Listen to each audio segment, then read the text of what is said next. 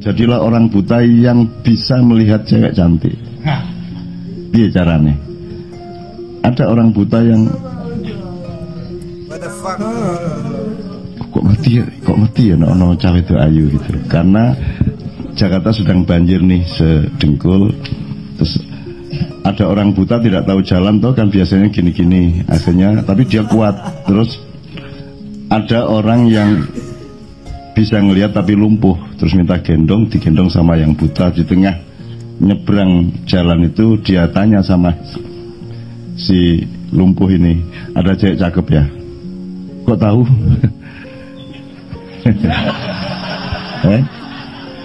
Karena ada reaksi di punggungnya sini kan. Gitu. Nah itu juga termasuk melek ya, melek. Jadi buta itu berlapis-lapis ya. Skalanya berlapis-lapis, peristiwanya di dalam diri kita berlapis-lapis. Yang kedua, kalau ngomong soal buta, tadi kan Ustadz Nur Somad menyebut mengenai Allah mengatakan mereka itu punya hati tetapi tidak bertafakuh.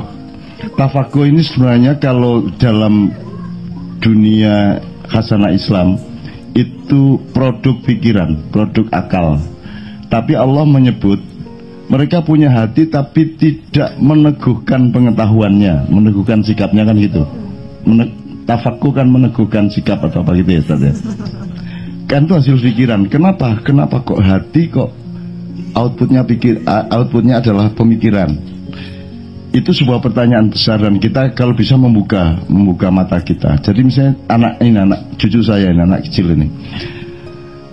Anda tanya ke semua ahli pendidikan, mungkinkah anak ini bisa duduk di sini tenang, tidak rewel, ngelihat, memperhatikan? Kalau menurut perhitungan intelektual akademis, dia tidak paham apapun yang diomongkan oleh orang-orang di depan, tapi dia bertahan seperti itu. Dan ini banyak di Ma'iyah, di Jogja, di Surabaya, di Magelang, semua anak-anak kecil banyak yang duduk sampai jam 3 pagi. What happened to them? Apa yang terjadi pada dia? Kalau kita ngomong sederhana gini, semua yang didengar oleh telinganya menjadi file di otaknya. Mungkin tumbuhnya nanti 10 tahun lagi menjadi pohon dan berbuah, mungkin 20 tahun lagi. Jadi tidak apa-apa, dimasukin aja ke telinga, yang penting dia jadi file. Itu yang pengetahuan kita sekarang. Tapi kalau melihat ayatnya tadi, dia menampung dengan hatinya. Dia merasa gembira bersama om-omnya, Pak D-nya di sini. Kegembiraannya itu membuat dia terbuka pori-pori rohaninya, sehingga jangan dipikir dia tidak paham. Cuman tahap pemahamannya berbeda dengan kita dan speednya dan iramanya berbeda. Tapi dia akan mendapatkan manfaat dari itu. Suatu hari dia akan mengalami apa pada suatu hari ya. Nanti dia akan merujuk ke apa yang dia dengar pada malam hari ini. Dan itu sangat banyak. Ya makin banyak anak-anak kecil yang mengherankan. Kalau pakai teori pendidikan, tidak masuk di Jogja itu, teman-teman Ma'iyah kumpul Jogja itu bendaharanya anak SMP kelas 1 yang juga Ma'iyahan kalau. Dan itu jangan diremehkan, jangan dipikir yang benar pasti adalah yang kita ketahui dari teori-teori pendidikan modern. Enggak. Makanya kalau saya Ma'iyahan begini, saya ingin bilang sama Anda, sudahlah dengerin aja, Anda gembira, Anda bersyukur. Nanti dia ada yang rumput tumbuh besok pagi, ada yang jagung tumbuh 3 bulan lagi, berbuah 3 bulan lagi, ada yang pohon jati yang nanti akan menjadi tiang dari rumah masa depanmu. Sudahlah, itu nanti akan luding sendiri di sini. Saya akan pakai luding aja hidup saya itu. Jadi kalau saya mikir, saya tidak pakai tenaga, karena yang mikir pikiran saya, otak saya. Jadi kalau malam saya piye ya gitu, aku pesen sama pikiran kowe nyambut gawe ya le gitu. Nggih gitu. Terus saya tidur, dia kerja. Emang terus mati? Kan enggak, dia kerja. Begitu saya bangun saya mendapat hasilnya. Jadi enggak ada pemikir itu. Ini seorang pemikir. Keserolman mikir. Saya enggak pernah mikir. Gitu loh. Saya serahkan kepada akal dan Allah sudah ngasih itu. Ada mekanisme, ada pembagian kerja. Maka kalau melihat kulubun la yafqahuna dia. Jadi tidak memahami. Ternyata kalau kita melihat surat An-Nur ayat 35, ternyata bangunannya itu kan Allah mengatakan ini jasad namanya miskah, kemudian ada misbah itu hati, kemudian ada zujajah itu akal. Selama ini saya memahami zujajah itu adalah helmnya, itu kan tabung kaca, ya. Ternyata yang tua itu hatinya, akal itu pegawainya, karena nanti pertemuannya dengan Allah itu hatinya itu. Dia lebih senior, dia lebih tua, dia lebih sepuh, dia kerisnya. Ini pedangnya gitu. Otak itu pedangnya. Jadi kalau Anda mengatakan, kalau Anda hidup dengan memahami bahwa titik berat manusia adalah akalnya, kemudian Anda menganggap hati itu urusan lain, Anda akan kehilangan kesatuan hidup, Anda akan kehilangan keseimbangan.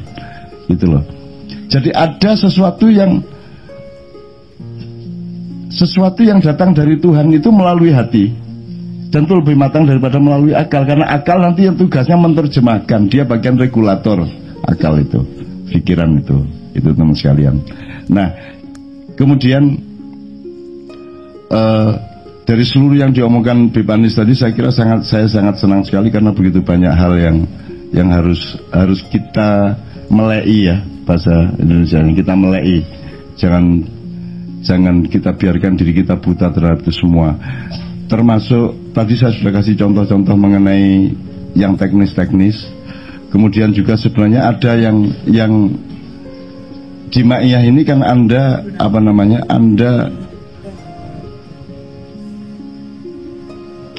datang tidak sebagai pemikir, datang sebagai manusia dengan keseluruhan faktor Anda, dan itu Anda integrasikan. Jadi Anda sedang bertauhid.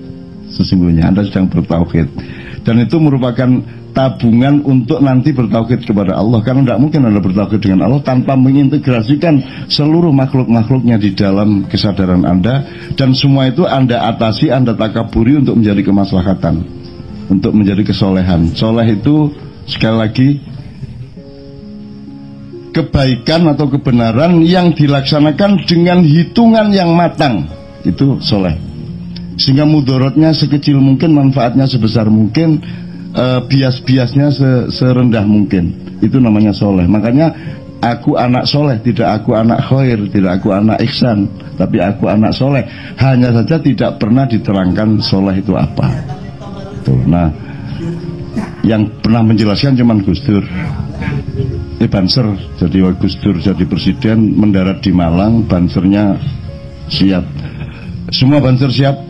Ini Presiden Abdurrahman Saleh sudah mendarat di Bandara Abdurrahman Wahid. Nah, nyenengno banser ini aku Ma'iyah niku ngake beratus-ratus, tapi penggaweane salaman karo aku. Kudune njogo sampean niku nyak salaman malahan. Wis gak apa-apa, banser itu kan setengkak di atas hansip, setengkak di bawah kodim.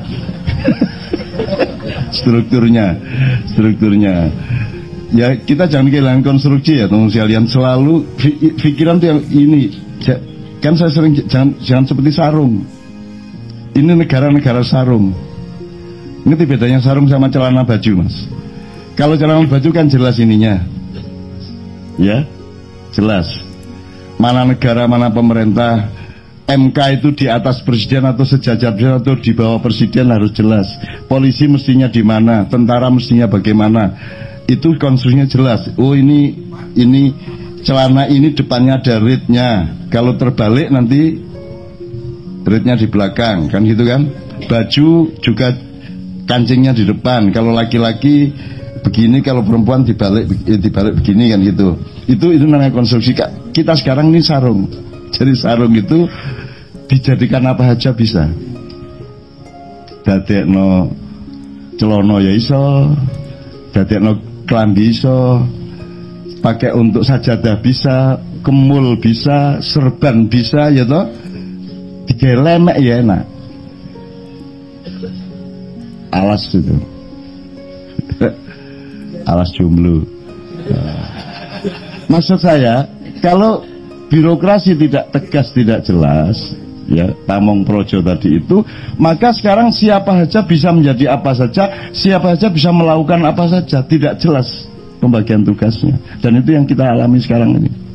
gitu kan, tidak jelas. Nah, makanya Habib Ani sangat bagus menggambarkan bahwa kita tuh punya warisan-warisan bagus dari Belanda yang seharusnya kita pakai.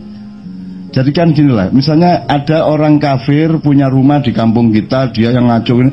Setelah orangnya mati, masa kita rubuhkan rumahnya? Rumahnya kan bisa kita pakai untuk sekolah, untuk apa gitu loh. Tidak harus kita kutuk dia, terus kita hancurkan semuanya gitu. Nah, saya kira kita punya banyak hal-hal di Indonesia yang bisa kita teruskan, bisa kita daya gunakan, bisa kita takaburi atau kita kelola dan seterusnya. Ini masih ada pertanyaan untuk 3 orang, tidak apa-apa, masih ada sekitar 20 menit. 1, 2, oh, Dadang, oke. Terakhir Dadang, saya mohon ini Mas Indri, nanti terakhir Indri. Yes. Oke Mas, 1 ya, singkat aja. Selamat. Ini ambil aja nih.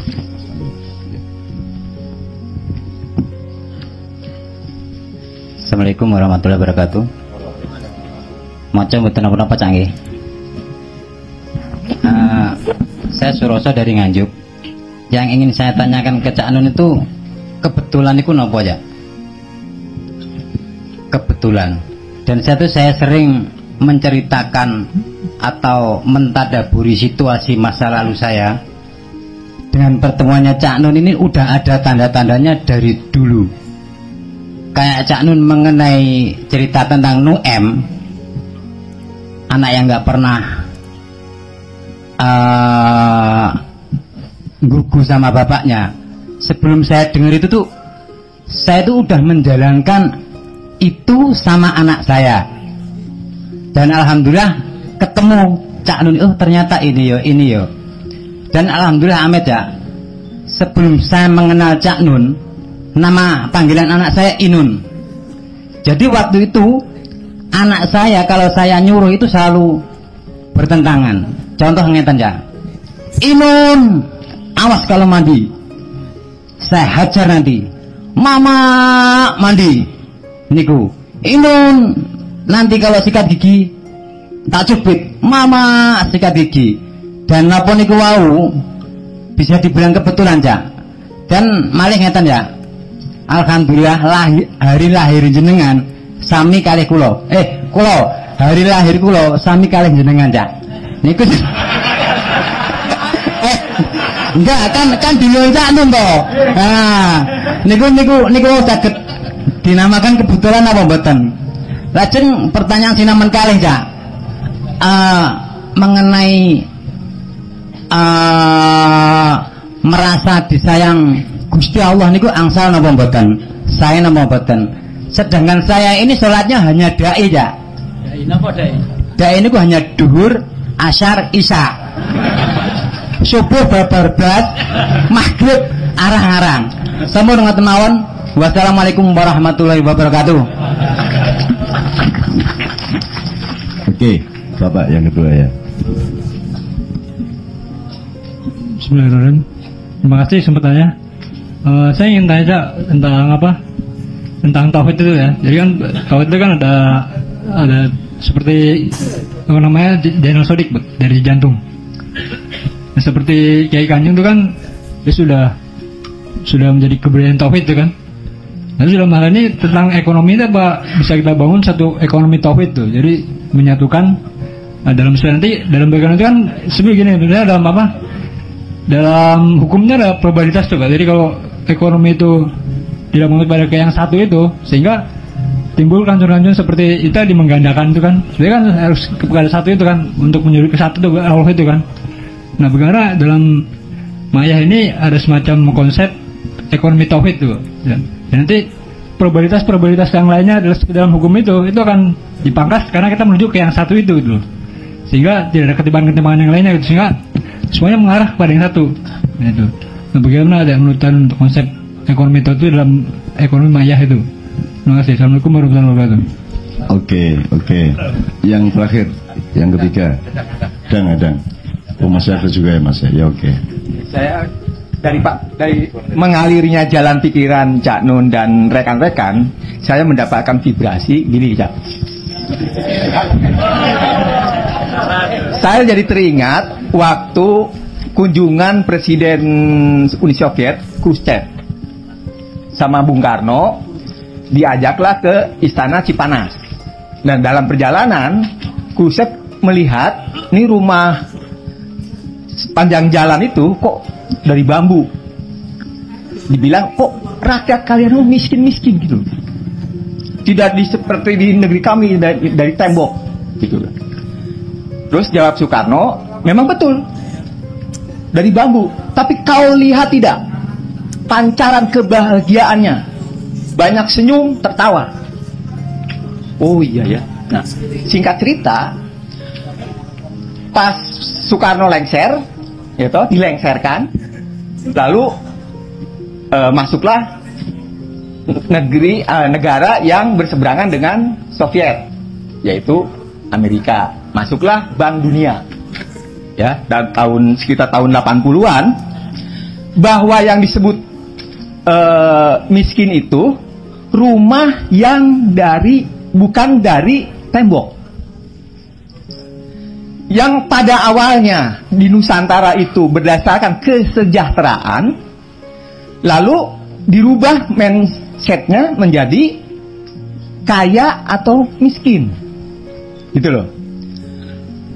Di kampung saya di negeri Garut, Cak, itu sampai tahun 80-an Republik Garut, itu tahun 80-an itu rumahnya masih dari bambu.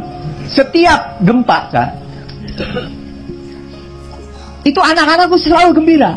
Ayah Lini, oi, ayah gempa, oi. Kenapa? Rumahnya itu goyang. Jadi nggak perlu ke Ancol cari hiburan. Di rumahnya saja sudah terhibur, kan gempa. Dan nggak ada yang rusak. Nah, tadi setelah Bank Dunia merubah mindset cara pembangunan, yaitu kaya berdasarkan kaya atau miskin, lalu disemenisasi, jadi harus yang namanya sejahtera itu harus rumah dari tembok. Singkat cerita, gitu, setelah musim gempa datang, rubuh dan banyak korban. Dan ini kan sebenarnya melanggar sunatullah.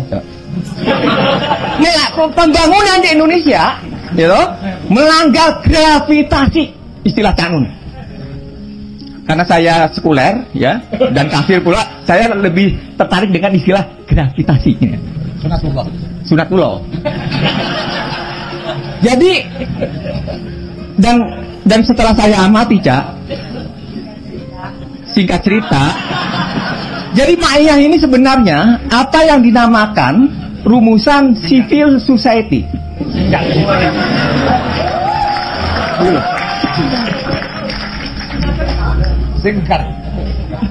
Kalau tadi tentang kearifan Nusantara, ya, bukan lokal, ya, Nusantara, itu kan bagaimana kita harus cara pandangnya berdasarkan gravitasi sesuai dengan alam Nusantara. Jadi harus dikembangkan, bukan untuk yang sekarang. Kalau sekarang udah dikuasai bandar-bandar pilkada, pilpres gitu loh, gitu. Untuk nanti nih generasi civil society Ma'iyah. Jadi harus dirumuskan seperti itu, ya. Pada titik beratnya adalah gravitasi. Kemudian dari gravitasi fenomena sosial, gitu. Karena alam di Nusantara kan beda-beda. Lalu supaya lebih sesuai dengan kebutuhan yang berbeda-beda itu, maka ada dialektika secara sosial, gitu.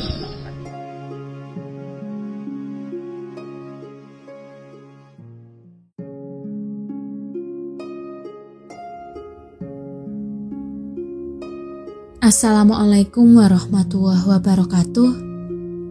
Titik terberat manusia adalah akalnya. Imam Al-Ghazali menyebut bahwa manusia adalah hewan yang berpikir. Al-insanu hayawanun natik. Tentu saja bukan secara harfiah menyebutkan bahwa manusia adalah hewan atau binatang. Dianugerahinya akal menjadikan manusia menjadi makhluk yang lebih sempurna dibandingkan dengan binatang. Dalam Al-Quran, Allah menyebut manusia sebagai ahsanu taqwim. Dengan adanya akal, manusia memiliki kebebasan serta kedaulatan untuk berpikir. Sejatinya manusia bukanlah makhluk yang mudah untuk taklid. Seandainya ia menggunakan akalnya secara merdeka, sayangnya asupan informasi yang dicerna oleh manusia terlampau banyak. Banjir informasi yang dialami oleh manusia hari ini menjadikannya tidak terlatih untuk memfilter setiap informasi yang ia terima. Tidak terkecuali dalam mencerna informasi mengenai agama, atau lebih tepatnya mengenai otoritas agama. Meminjam istilah yang digunakan oleh Syekh Nur Samad Kamba, agama saat ini lebih banyak diinformasikan oleh otoritas agama yang ada akhirnya menjadi seperti lembaga yang menyampaikan aturan dan undang-undang dalam hidup beragama. Informasi yang beredar seringkali ditelan mentah-mentah oleh umat beragama yang pada akhirnya menghadirkan perdebatan yang tidak ada akhirnya. Kita sebagai umat Islam hampir tiap tahun selalu ada momen rutin perdebatan yang muncul, seperti misalnya boleh atau tidak mengucapkan selamat Natal. Ketika memasuki bulan Ramadan, muncul perdebatan apakah sholat tarawih jumlah rakaatnya 11 atau 23, dan masih banyak lagi perbedaan pendapat dalam urusan agama yang selalu menjadi perdebatan, yang pada akhirnya justru semakin menjauhkan manusia dari esensi agama itu sendiri. Sejatinya manusia tidak memerlukan undang-undang hukum untuk memastikan bahwa ia tidak mencuri. Manusia tidak membutuhkan peraturan dan norma-norma untuk memastikan bahwa dirinya tidak mengancam nyawa, martabat, dan harta orang lain. Pun dalam pencarian kebenaran manusia secara naluri, andaikan menjadi manusia yang sejati, tidak mungkin memaksakan keyakinannya tentang sebuah kebenaran untuk diyakini oleh orang lain, karena setiap manusia memiliki kesempatan yang sama untuk menemukan kebenaran. Maka agama bukanlah aturan mengenai cara hidup, ia sebenarnya hanya sebuah pagar atau semacam alarm yang mengingatkan manusia jika sudah melampaui batas kewajarannya. Agama adalah situasi keilahian yang dialami oleh manusia yang menuntut pada kebaikan. Di dalam Al-Quran difirmankan oleh Allah, "Faman kana yarju liqa'a rabbih falya'mal amalan sholihan wala yusyrik bi ibadati rabbih ahadan." Surat Al-Kahfi ayat 110. Dalam ayat ini, Allah menjelaskan dengan sangat simpel bahwa barang siapa mengharapkan perjumpaan dengannya, hanya ada dua syaratnya: mengerjakan kebajikan dan tidak menyekutukannya dengan sesuatu apapun. Lantas bagaimana dengan ritual ibadah yang diatur dalam rukun Islam? Dan juga bagaimana dengan 6 poin dalam rukun iman? Syekh Kamba dalam bukunya Kids Zamano menemukan kembali Islam menjelaskan dimensi agama, Islam, iman, dan ihsan. Mengenai rukun Islam dan rukun iman kita sudah hafal. Bagaimana dengan ihsan? Rasulullah SAW menjelaskan dalam sebuah hadis bahwa ihsan adalah antabudullah ka'annaku tarahu fa in lam tarahu fa innahu yaraka. Ihsan adalah kita beribadah kepada Allah dengan keyakinan saat kita beribadah kita menyaksikan Allah. Apabila kita tidak menyaksikannya, yakinlah bahwa Allah melihat kita. Agama pada dimensi ihsan ini dijelaskan memiliki cakupan aktualisasi diri yang lebih luas dari sekadar dimensi Islam dan iman. Jika kita berbicara Islam, maka akan selesai pada ritual kita bersyahadat, mendirikan sholat, berpuasa, menunaikan zakat, dan melaksanakan haji. Sudah itu saja. Ketika memasuki dimensi iman, kita meyakini sesuatu yang belum pernah kita lihat sebelumnya. Maka Mbah Nun sering menyampaikan bahwa ketika kita meyakini sesuatu dan ilmu yang kita miliki tidak mampu menggapainya, gunakanlah iman. Dalam satu kesempatan di Maiyahan, Mbah Nun pernah menjelaskan bahwa agama adalah sesuatu yang datangnya dari Allah, bukan sesuatu yang dikarang-karang oleh manusia. Semua ritual ibadah yang dilakukan oleh umat Islam adalah sesuatu yang memang datangnya dari Allah melalui Rasulullah. Dalam penjelasan lebih spesifik, Mbah Nun memperjelas dalam konteks ibadah mahdoh dan ibadah muamalah. Penjelasan mengenai perbedaan ibadah mahdoh dan ibadah muamalah ini adalah jawaban dari perdebatan mengenai mana sesuatu yang bid'ah dan mana yang bukan. Ma'iyah adalah jalan pembebasan, salah satu alasan mengapa ma'iyah. Jalan pembebasan adalah Mbah Nun mengajak semua yang bersentuhan dengan ma'iyah bersama-sama untuk membuktikan kepada malaikat bahwa asumsi dan praduga mereka terhadap Adam dan anak cucunya tidak tepat. Ma'iyah mengajak kita semua untuk membuktikan bahwa manusia tidak hanya sekedar menumpahkan darah dan menciptakan kerusakan di muka bumi.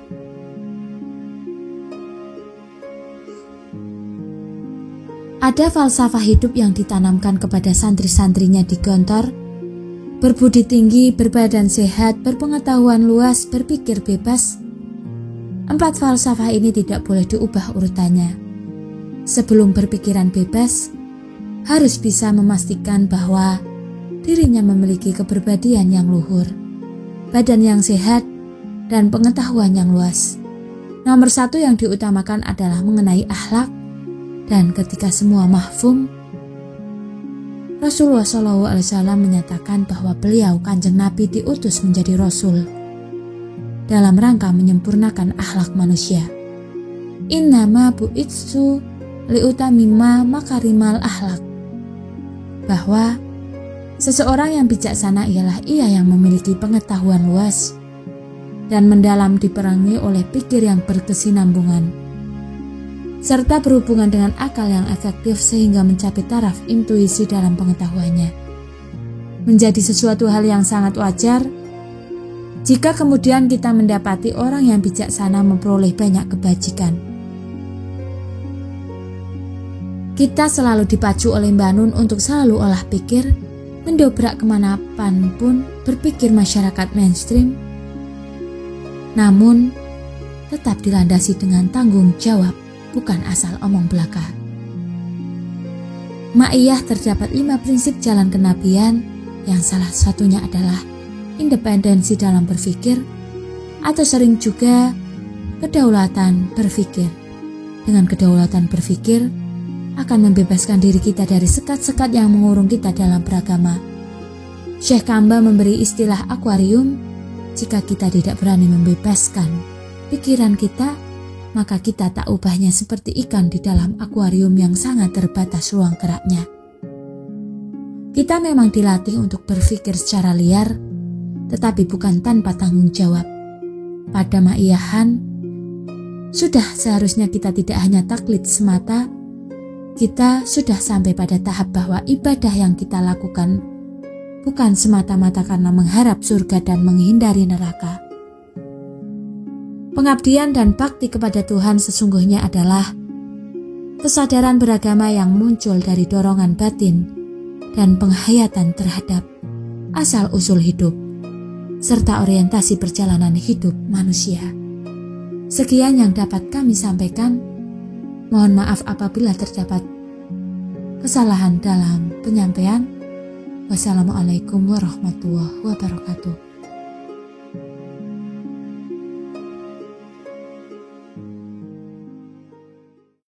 Butuh kemasan produk yang gak pasaran? Pengen yang unik dan gue banget? Gopek.id aja.